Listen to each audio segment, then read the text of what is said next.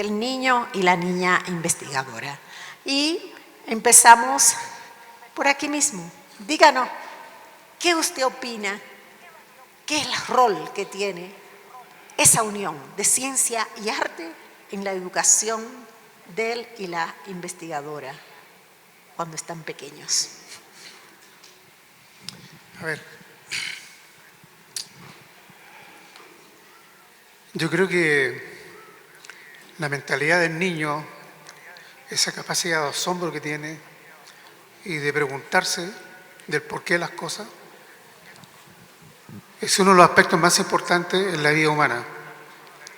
El problema también es que la educación, con el correr del tiempo y de la formación del niño, lo va sacando de ese espacio y lo va mecanizando, y en el fondo esa fantasía que tenía el niño de la creatividad la va perdiendo y se va transformando en un ser, digamos, prácticamente frío, que las consecuencias las podemos ver en este momento en la humanidad, en las condiciones que está la humanidad en estos momentos. Aquí juega un papel muy importante, por ejemplo, la música, la pintura, la poesía, que nos permite encontrarnos con ese ser interior. Porque las personas creativas adultas son en las cuales ha permanecido precisamente la condición de ser niño, esa condición de asombrarse, de no tener miedo, puesto que el miedo paraliza la verdad. El miedo es la negación del amor. El amor es la búsqueda por nuestro Creador, por comunicarnos con el universo. Está fuera del ego del ser humano, que se siente como lo más importante, y en realidad ¿quiénes somos nosotros para pensar que no hay vida en otro planeta, por ejemplo? Que no podemos comunicarnos con otros planetas y que somos parte de ese universo tan importante. La creatividad, que tiene que ver con la ciencia y el arte, precisamente, esa unión de la ciencia y el saber artístico, creo que es lo más importante para desarrollar y poder formar también nuestro propio cerebro. El doctor McLean sostenía que nosotros tenemos 3 tipos de cerebro. Un cerebro reptiliano, que está en la parte más primitiva, a nivel prácticamente occipital, que es la parte más protegida también por el cráneo. Tenemos el mamífero y también el racional, cognitivo. No se trata de ser emocional o ser cognitivo o ser reptiliano. Lamentablemente, yo decía en la mañana en la conferencia que precisamente ese cerebro reptiliano que tenemos todos, cada uno de nosotros, que no lo podemos negar porque es parte de la evolución humana, es la consecuencia de las guerras que hay actualmente, del sufrimiento que hay actualmente, del odio que hay actualmente y la intolerancia que existe en la humanidad. Y también las emociones, que son muy importantes, tampoco sabemos controlarlas.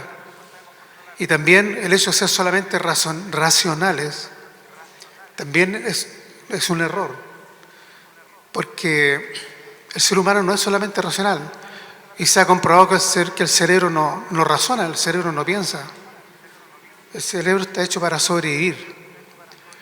Y la clave está, precisamente lo dijo Antonio Damasio, uno de los grandes neurocientistas, en poder manejar estas 3 etapas. Poder controlar ese cerebro animal que tenemos, también poder controlar las emociones y que esa emoción pase por el corazón a la razón. Ser inteligente no significa que nosotros seamos más humanos. Tenemos muchas personas inteligentes en el mundo que han hecho atrocidades con la humanidad. Entonces, pienso que aquí el arte, el desarrollo de la sensibilidad artística y también el amor por la ciencia van a salvar a la humanidad. Creo que es el único camino actualmente, porque ya estamos a un punto en que esto se puede transformar en una tercera guerra mundial, si es que ya no estamos en la tercera guerra mundial, porque ahora la guerra no es con armas solamente, es con creación de virus, creación de enfermedades. Lo vivimos en la pandemia del COVID, y creo que esa es la importancia que tiene en este momento poder manejar esas cosas desde la niñez, no perder eso, ese afloramiento que hay por el arte, por la curiosidad, por la fantasía que tenemos en la primera y segunda infancia precisamente. Esa es mi propuesta. No. Yo infortunadamente siempre soy el disruptivo, y perdón, doctor Arroyo, perdón a ustedes, porque había entendido que teníamos un espacio para poder compartir algo. Entonces tengo una pequeña presentación con algunas ideas que me gustaría compartir. Precisamente en esa pregunta sobre arte y ciencia y sobre la importancia de la inter y la transdisciplinaridad en el contexto de la educación.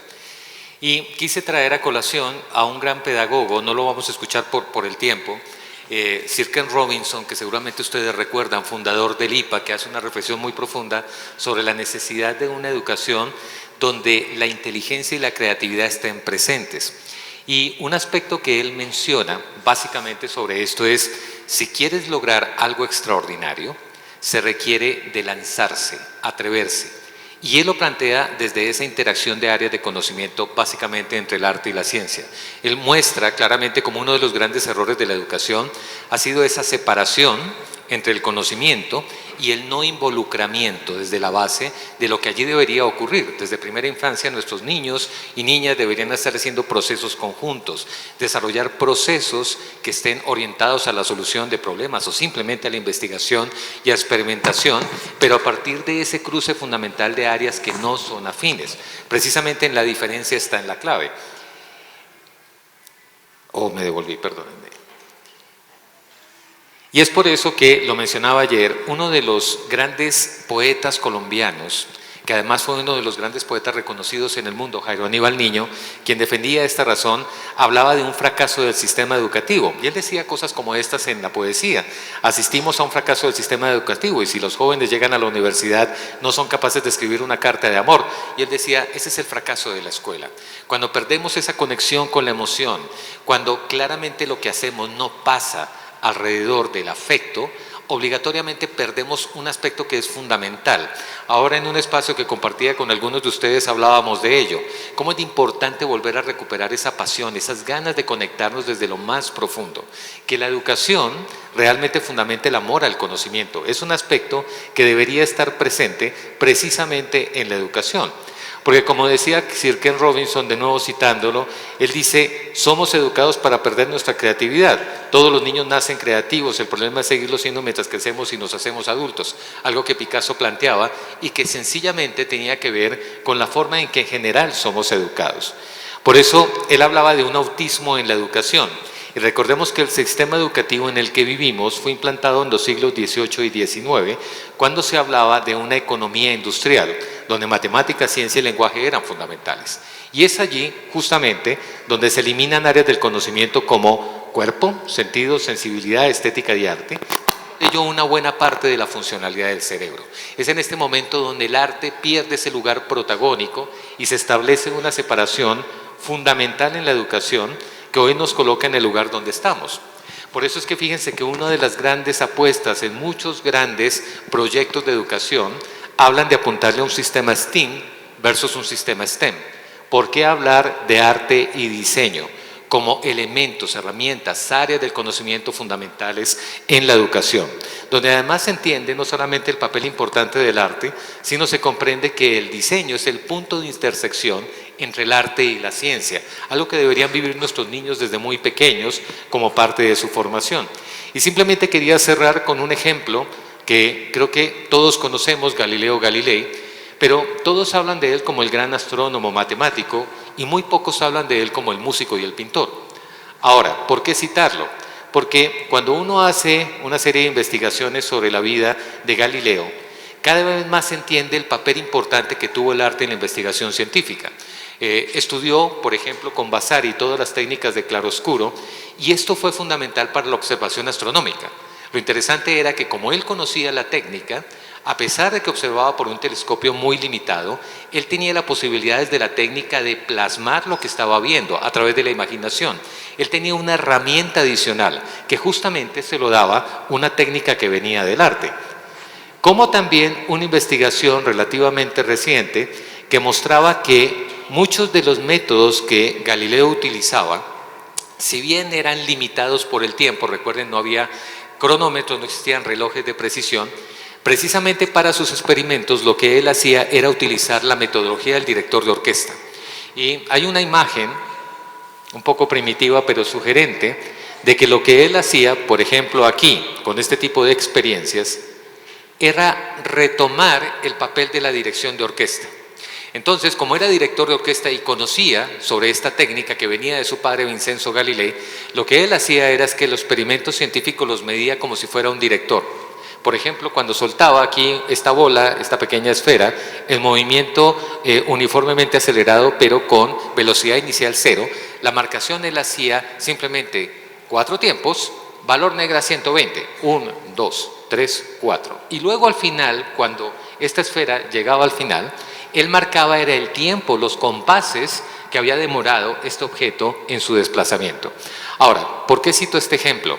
En el Renacimiento, todos los grandes científicos eran artistas, vivían y cohabitaban en ese conocimiento compartido entre el arte y la ciencia.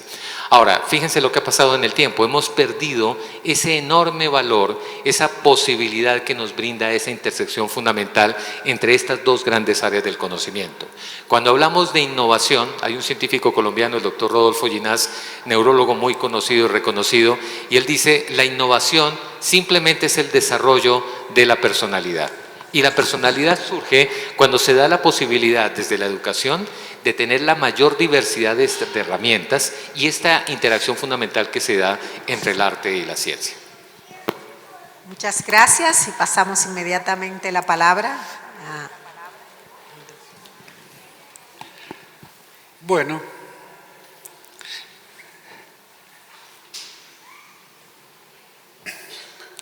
a ver,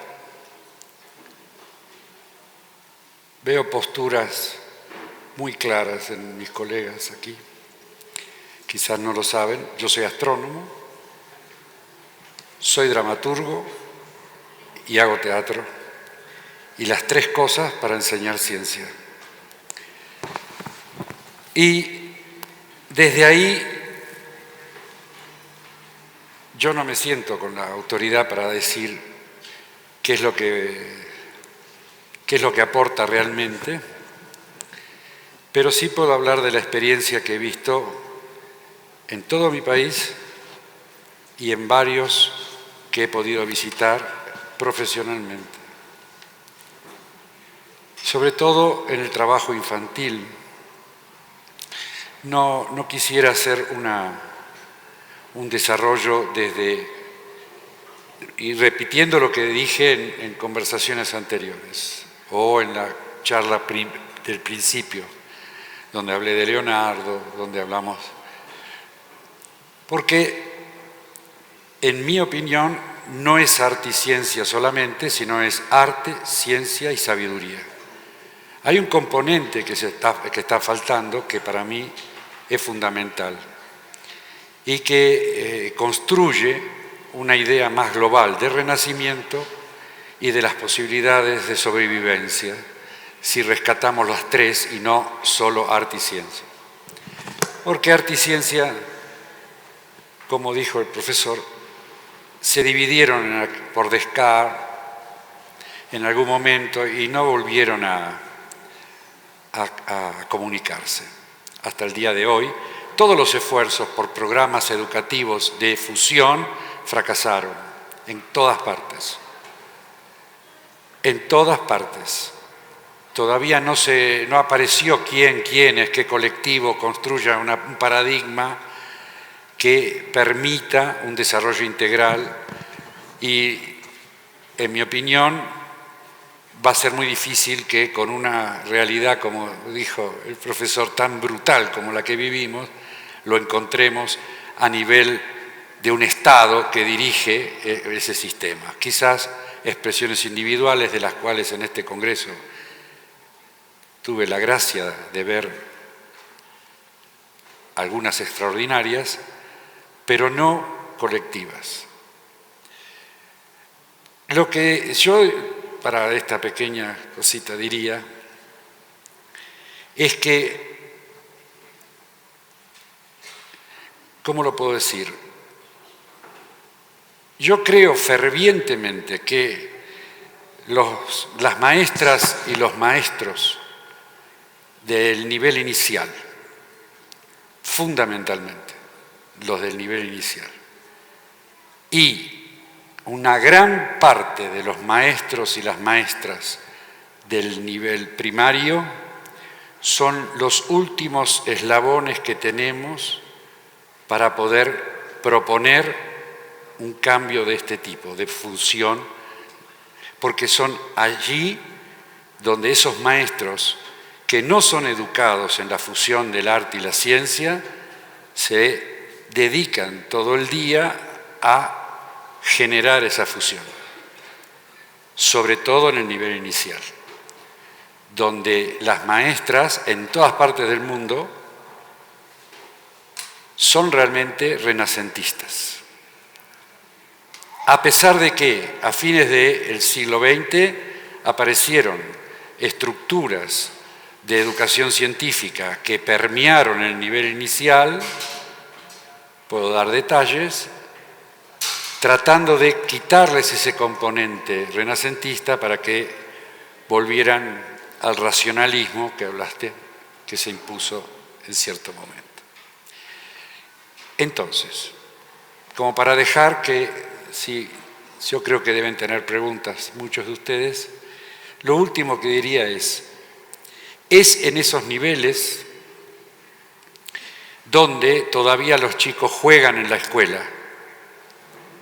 En el nivel medio, secundario, ya no se juega en la escuela, se trama, se busca otra forma de relacionamiento con el otro. No está mal, pero ya no se juega. Y el juego en la secundaria, si se permitiera, sería con esta realidad un desastre. Pero en la escuela primaria todavía se juega y en el jardín también se juega. Y para mí ese es el punto, esa es la punta del ovillo del que hay que tirar para buscar la posibilidad de esa fusión arte y ciencia. Y estoy convencido de que las maestras y los maestros son nuestro último eslabón. O, si pensamos que algún día lo lograremos, son la primitiva que va a dar un docente renacentista global. Y lo estamos hablando a nivel de primaria e inicial, porque directamente en el nivel medio esto no existe en ninguna parte. Y lo he visto en sistemas educativos latinoamericanos como el peruano, el argentino, lo he visto en Colombia, lo he visto en Finlandia, lo he visto en París, o sea, en Francia. No existe. Intentos sí, pero son muy pocos, no alcanzan. Es una suerte enorme que congresos como este, gente como la de LIC, nos llame a pensar y que lo podamos decir, porque siempre es algo, si no es académico, ¿no? Es simplemente juntarse entre los que tenemos que proponer. En Argentina, porque yo soy argentino, está instalado el sistema STEAM, sin diseño, pero fuimos de a poquito, porque está instalado, pero estamos con la dificultad de proponer que la formación docente se forme en eso, porque entra como por otro lado. Entonces es como, y esperemos poder seguir en esa línea, o sea que en la formación docente sea. Pero aunque no lo tengamos, cualquier docente que está acá tiene ese fuego para poder juntarlos. Pero el programa, la supervisora, la directora y los padres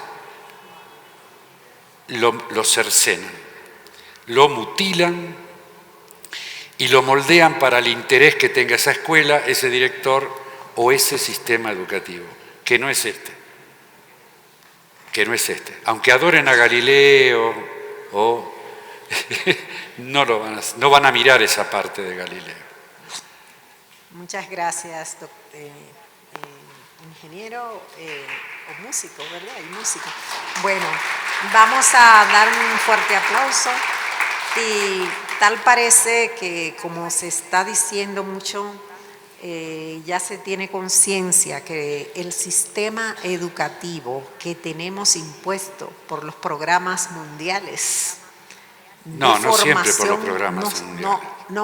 Bueno, realmente en América Latina y en muchos países del mundo los programas que hay han sido unificados por las Naciones Unidas, por la OEA, en América Latina, y son programas que nos llevan a formar personas para el trabajo, para, digamos, casi la esclavitud, ¿no? La escuela, de hecho, sí, para que seamos empleados, no para la creatividad, no nos enseñan la creatividad realmente, no la promueven como parte del desarrollo del ser en la escuela. Y digamos que lo viví yo cuando estuve en la escuela, pero ahora que estoy trabajando también en escuela, digamos, con profesorado y eso, es algo que no permite, digamos, crear un ser humano integral que pueda ver su vida como un ser holístico, que piensa, que siente, que tiene todas unas necesidades espirituales. No está formando para eso la escuela. Entonces, el hecho de ese rescate de arte y ciencia en la formación del niño y la niña investigador sería, digamos, un paso de avance que podrían dar los sistemas educativos en este momento. Pero bueno, es una opinión que tengo y que de hecho se me ha reforzado con lo que he escuchado de ustedes, ¿no? Así que le damos las palabras a ustedes mismos para que hagan preguntas al público y que empecemos el diálogo con las preguntas del público a ustedes también. ¿Quién tiene una pregunta para el público? No, que el público haga preguntas. No yo, no. Rompa el hielo.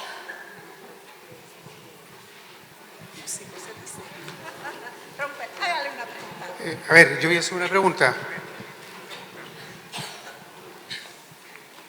A ver, un voluntario, tú. ¿Sí? Voluntario.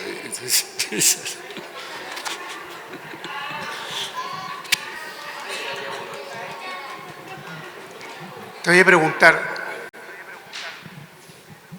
si eres feliz y por qué eres feliz. Bueno, el tema de la felicidad, todo depende de dónde quieras agarrar el hilo, ¿no? Creo que he sido una persona muy libre y sí puedo decir que soy feliz porque hago tanto arte, música, canto, también hago cultura referente a los alimentos orgánicos, disfruto la vida, tengo la capacidad de decidir, me encanta ser creativa, hago muchos proyectos independientes, soy apasionada con lo que hago, me encanta estudiar, a veces mientras estoy en la computadora canto, bailo, juego, porque me doy cuenta que me gusta conectar los hemisferios, me gusta explorar, escribir códigos, investigar, conocer gente nueva, interrogar la vida. Estudié ingeniería química metalúrgica, pero más allá del estudio me he dedicado a hacer un recorrido propio. Entonces, realmente soy muy, muy independiente. Entonces, si me dirían que soy feliz con lo que hago y sé que la vida tiene, le podemos decir, puntos de fricción o cosas que tenemos que resolver.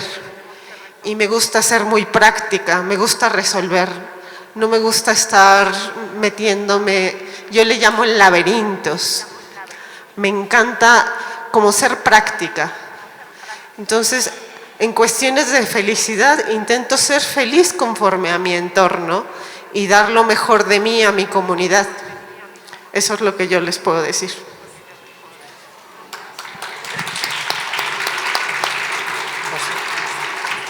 En realidad no está programado esto, pero respondió muy bien. Pero lo que yo precisamente puedo afirmar y reforzar un poco lo que tú dijiste, es que nosotros hemos venido a este planeta precisamente a ser feliz. Ese es nuestro propósito. No hay retorno. Y a eso tiene que llevarnos la educación. Nada de retorno. Y a eso nos lleva la ciencia, que nos lleva el arte. Pero también un punto importante que dijo el doctor acá, que tiene que ser guiado por la sabiduría. Si no, esto se transforma en otra cosa. Así que muchas gracias por responder y que esa felicidad tú la puedas entregar también a los demás. Así que muchas gracias.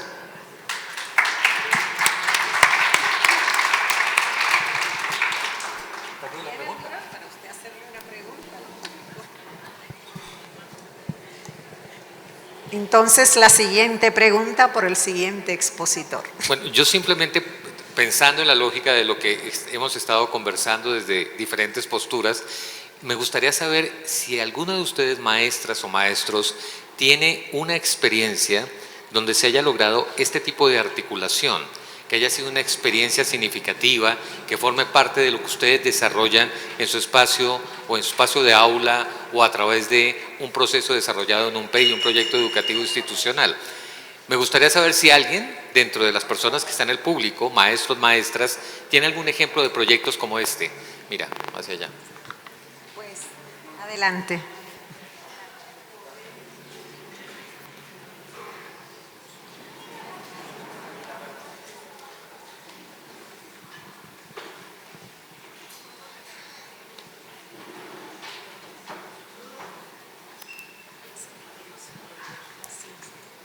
Gracias. Buenas noches con todos. Justamente con mucho cariño, ¿no? Cuando escuchamos estos temas acerca de la ciencia y el niño investigador, es muy interesante las preguntas que nos plantean y las diferentes posturas que han planteado, ¿no? Pero es algo muy importante, ¿no?, que debemos entender. Cuando hablamos de ciencia, y creo que debe haber una relación muy directa. ¿Y cuál es esa relación con el arte? El humanismo. ¿Sí? Entonces, mi experiencia es la que yo he aplicado. Hay una competencia en el área de ciencia y ambiente que nosotros en educación primaria la desarrollamos, que justamente se construye o diseña, ¿no?, prototipos, en la cual yo a mis estudiantes les planteo la situación, ¿no? Estamos en temporada de friaje, ¿no?, entre julio, agosto, y en las alturas los niños y niñas, ¿no?, o sea, usualmente, ¿qué hacemos en Arequipa? Recolectamos frazadas, víveres, ¿no?, y enviamos. Es una alternativa, no es una solución. Pero a mis niños les planteo, ¿solamente eso podemos hacer? ¿Qué más podemos hacer para que nuestros estudiantes o para que los niños o los pobladores puedan repeler este friaje? Y ahí estaba la situación, ¿no? Yo creo que, primero indagan sobre las... Yo les presento el reto. Ellos indagan y empiezan a crear diferentes modelos. Algunos quizás lo han copiado en internet, pero la idea es implementarlos, ¿no? Empezaron a crear casas o salones con tecnopor, metían techos, lo pintaban de negro. ¿Por qué? Porque el calor atrae el calor, ¿no? El negro, perdón, atrae el calor. Entonces, son lugares cálidos, o sea, la idea es esa. Pero más que ello, más que indagar, más que crear un prototipo, debemos entender eso, el deseo de hacerlo, ¿no? ¿Por qué? Por humanismo. Y el humanismo, no sé si me corrijan a mí, es parte del arte, yo lo entiendo, sí. Esa sería mi experiencia. Gracias. Muchas gracias.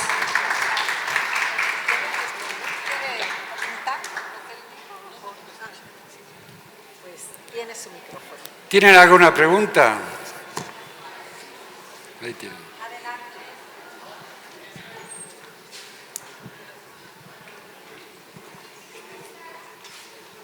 Buenas tardes. Disculpe. Aquí lo que yo estoy experimentando con estas ponencias es que debe haber un equilibrio entre ciencia y arte. Donde se desata ese equilibrio, perdemos la ciencia y podemos expandir el arte. Ejemplo, en una clase donde nosotros hacemos aviones, podemos darle el principio de Bernoulli para que los estudiantes demuestren que un avión puede volar. El diseño les va a llevar a la creatividad para hacer que la punta del avión sea más pesada. Puedo utilizar cualquier material. Ejemplo, Tecnopor. ¿Sí? El detalle es que tenemos que tener un equilibrio entre ciencia y arte. Porque donde nosotros dejemos que los estudiantes expandan el arte y no dosifiquemos dónde viene la teoría científica, vamos a desatar que solamente diseñen y no tengan el sustento. Y si damos una ciencia muy estricta, vamos a parametrizar a los estudiantes de cómo deben trabajar. Es lo que sucede normalmente cuando nosotros terminamos como docentes. Y me ajusto a lo que dice el doctor Horacio. ¿Por qué? Porque nosotros venimos como docentes y tenemos alta creatividad para diseñar e inventar con nuestros alumnos. Y a veces hay planes, diseños, las mismas instituciones que nos parametrizan cómo debemos trabajar. Entonces, ahí debe despegar un poco la creatividad, ¿sí? Pero tenemos que ir con respaldo de la ciencia. Entonces, para eso nosotros tenemos que investigar para poder dar contenidos precisos y que podamos diseñarlos con los estudiantes, darle la base para que su creatividad sea exacta y que se expanda mejor. Esa es mi opinión. ¿Qué les parece? Muy bien, muchas gracias. Había una pregunta por allá. Allá hay dos manos levantadas. Casi estamos cerrando con esas 3 manos levantadas que hay. Cerramos y el cierre de ustedes, ¿no?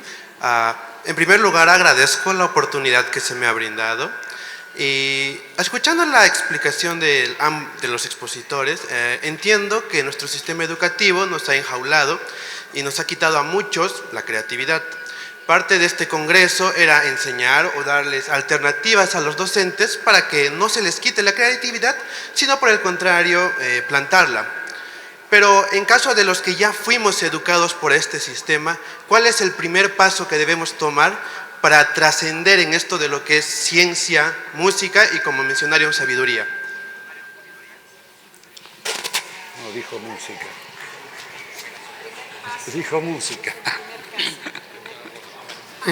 A ver, yo creo que el mejor ejemplo es el genio que estuvo entre nosotros, Albert Einstein. Todos conocen de él, ¿verdad? Pregunto, ¿a qué edad habló Einstein?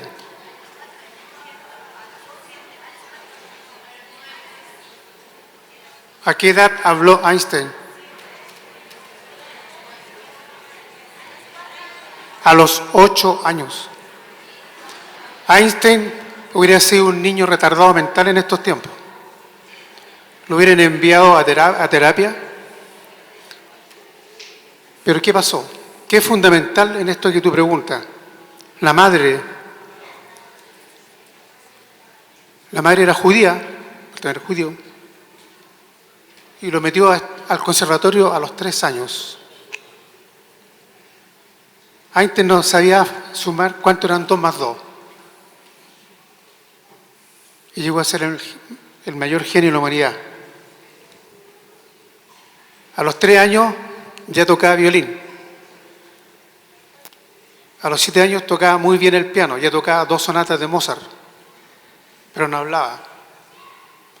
O sea, el lenguaje no es la única expresión que demuestra la inteligencia humana. Hay otros tipos de lenguajes. La música es un lenguaje, La pintura es un lenguaje. La poesía también es un lenguaje. ¿Qué quiero decir con esto? La esposa de Einstein describe en uno de sus escritos que Einstein estuvo 4 horas tocando Mozart y de repente subió a su escritorio y volvió en 15 minutos y le dijo a la esposa, aquí está, en una hoja la ley de la relatividad.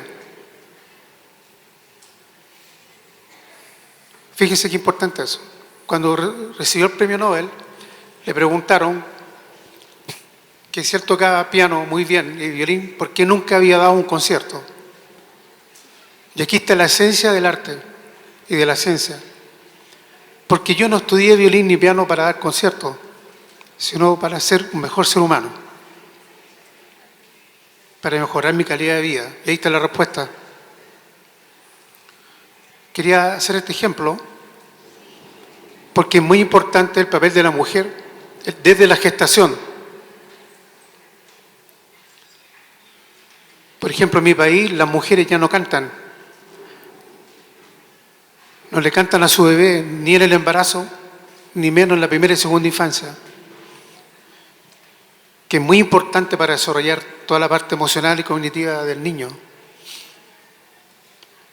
En mi país, voy a contar con esto, termino, fui invitado a Punta Arenas, la ciudad más al sur del mundo, por el Colegio Médico, para trabajar con 32 mujeres que tenían embarazo no deseado, no querían tener su hijo, ya sea por violación, o que no se acordaban quién era el papá, o que no querían quedar embarazadas, pero estaban embarazadas.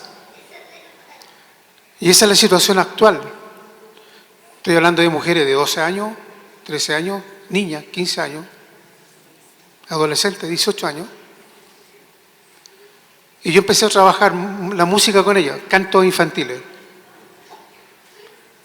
Cuando terminó el curso, que duró una semana, todas querían tener su hijo, porque desarrollaron apego a través del arte. Entonces aquí la responsabilidad es tremendamente grande para la mujer, porque de usted depende el futuro de la humanidad. Entonces habría que partir ahí, cantándole desde el vientre materno. La madre de Mozart dice que le cantaba todo el día a su hijo, y el padre, que era violinista en Salzburgo, le tocaba 4 horas al día violín en el vientre de la mamá. Y llegó el genio que llegó. Eso quería decirle. Excelente, muy bien.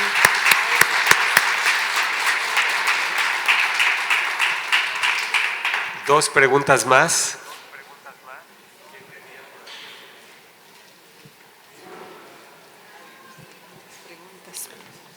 Gracias. Felicitaciones a todos. De verdad que yo no soy educadora, pero me voy muy feliz de conocerlos y aprender de todos. De repente una pregunta para Edgar. Si podría hablar más del proyecto que mencionó de Colombia, Misión de Sabios, si podría explicarlo un poquito más. Y una pregunta general para todos, justo el tema de del poder de la mujer, ¿no? También cómo podemos en las escuelas, en las familias o en diferentes áreas de nuestros trabajos, recobrar esa energía femenina, porque con todo lo que estamos pasando hay muchos movimientos, bueno, no sé, sociales, liberales, donde están buscando que la mujer no siga creciendo con su energía femenina, ¿no? Entonces, y eso abarca muchas cosas, algo de lo que hablaron, ¿no? De la familia, de acoger, de cuidar. Entonces hay un tema social también que está pasando con este tema de las funciones dentro de la familia. Gracias. Muy bien. Creo que vamos a tener que ya detener el conversatorio. Vamos a darle la palabra a cada uno de ustedes para que con una frase cierre este momento, porque ya tenemos la nueva actividad que va a empezar ahora mismo en este salón. Así que empezaremos por acá. Su palabra final, allá. Bueno, lo uno a la pregunta que tú hacías, porque no quiero dejarte en el aire, simplemente La misión internacional de expertos, mal llamada Sabios, buscaba crear un sistema nacional de ciencia, tecnología e innovación. Propósito fundamental 1. 2, la creación de MinCiencias, muy importante para nuestro país. Y 3, ahora sí relacionado a este panel, a tu pregunta y que me gustaría resaltar, la posibilidad de entender al arte como parte de la ciencia. Fortalecer las líneas de investigación en arte que de alguna manera en Colombia fueron eliminadas de manera permanente y crear un área especial en MinCiencias que apuntara a la creación y a la investigación-creación. Ahora, lo menciono en puntual a este panel, ya estás preguntando, porque creo que un trabajo esencial debe nacer, y retomo un poco las palabras de Horacio, desde las políticas de Estado. Las políticas de Estado son fundamentales precisamente para crear, por ejemplo, un sistema STEAM, para ejemplo, lograr que el Ministerio de Educación crea en la obligatoriedad de la educación musical o de la educación artística y que a partir de eso, logrando esto a nivel estatal, se logre empezar a estructurar todo un sistema que apunte a una verdadera transformación educativa. Horacio mencionó algo que me parece muy importante, la formación docente. ¿De qué nos sirve tener un sistema que apunte a cierto tipo de estrategias cuando los docentes siguen enseñando de la misma manera, siguen pensando de la misma manera? No entran en esta lógica y en esta dinámica particular. Quería cerrar solamente allí, solamente para mencionar lo que tú preguntabas y para pensarlo desde allí, cómo es importante que nuestros estados se comprometan a este tipo de reflexiones, pero con una última mirada y es una construcción también desde la base hacia arriba. Yo creo que proyectos innovadores que nacen en la escuela, en los colegios, cuando ustedes proponen algo nuevo, esto puede escalarse y lograr impactos que se dan en comunidades, pero que luego pueden llegar a tener impactos muy importantes a diferentes niveles, secretarías, alcaldías, gobernaciones. Lo hemos visto en nuestro país, de hecho la Orquesta Filarmónica es un ejemplo de eso. Así que solamente quería terminar con esto.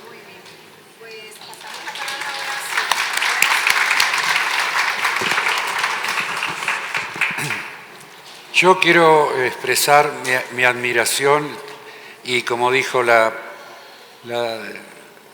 esta persona, la responsable de la CELIC, mi asombro del día, lo que acabo de escuchar de tu experiencia, estoy con piel de gallina porque realmente estoy conmovido por esto.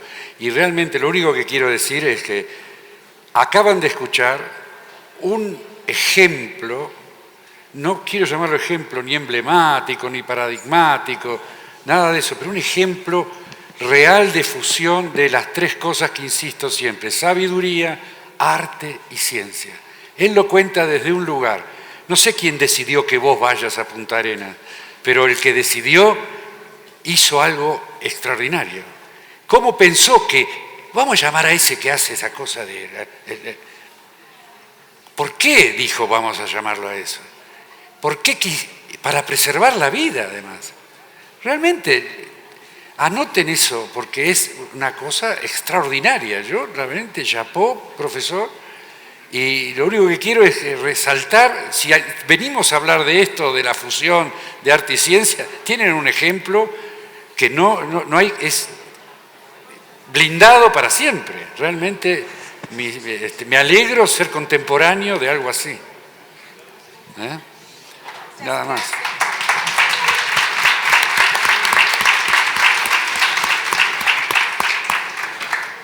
Bueno, efectivamente, yo creo que el Estado tiene un tremendo papel, como tú decías.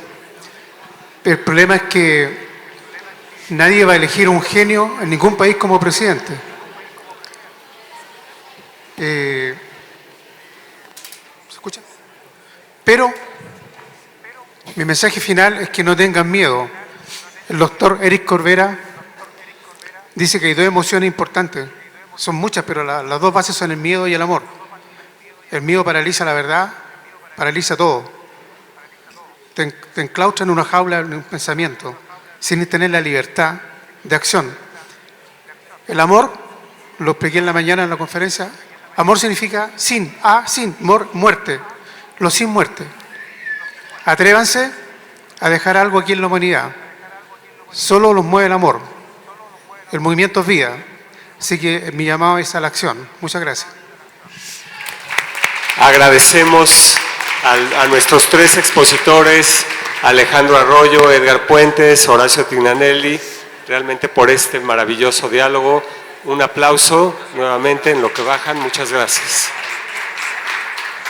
Y estamos ya por continuar, estamos preparando ya el escenario para nuestra siguiente actividad artística y además porque tenemos más tarde como cierre a Hernando Gómez, quien también va a estar aquí, entonces pues todavía nos quedan actividades para esta noche muy importantes, muy interesantes, así que permanezcan con nosotros.